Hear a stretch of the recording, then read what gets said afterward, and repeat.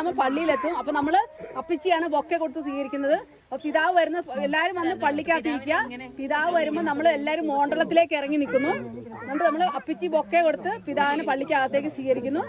അപ്പൊ പിന്നെ നമ്മളുള്ള സ്ഥലം ഏറ്റവും മുന്നിലേക്ക് വന്ന് എല്ലാരും നിൽക്കാം. റെഡി? അപ്പൊ ഇത്രയും കാര്യങ്ങളാണ്. എല്ലാരും action cut cut pack up.